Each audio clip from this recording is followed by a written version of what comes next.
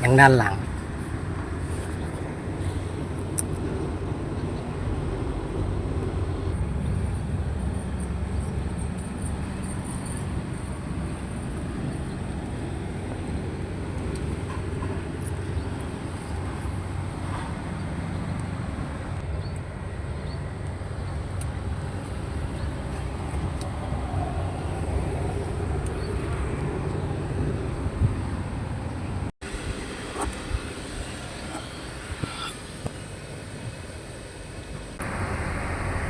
ซ่อมระบบแพร์คอนโทรลของ Sumitomo SH210F-6 สุดนี้เป็น Sumitomo Line Breaker เมื่อเป็น Line Breaker คอนโทรลจะสับสนหน่อยนึงระบบไพลอตระบบน้ำมันเลี้ยงจากแพร์คอนโทรลจะมีส่วนประกอบเพิ่มขึ้นมาอีกเครื่องเท่าตัว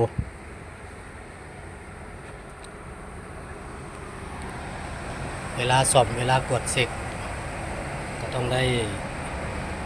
เปิดคู่มืออย่างละเอียดจึงจะเฮ็ดให้การซ่อมดำเนินไปแบบราบรื่นและถูกต้องแม่นยำ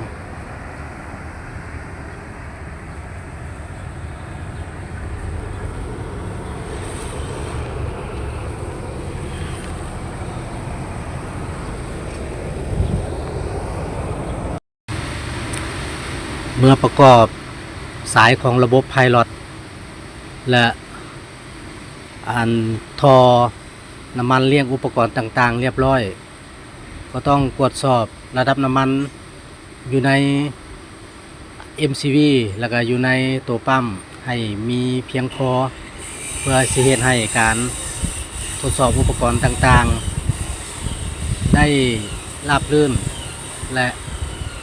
บ่มีปัญหาอันใหม่เพิ่มขึ้นมา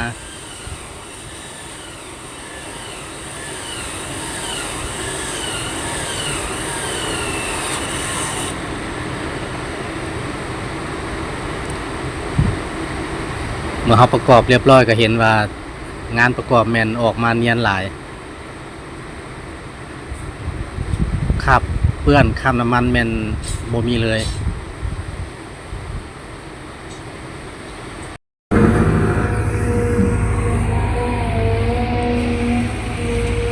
ทดสอบการใช้งานของรถ Sumitomo SH210F จากตั้งเซฟตี้วาล์วแล้วตั้งรีลีฟวาล์วเรียบร้อยกับทดสอบการเรียบทดสอบอยู่ในสนามจริงเลย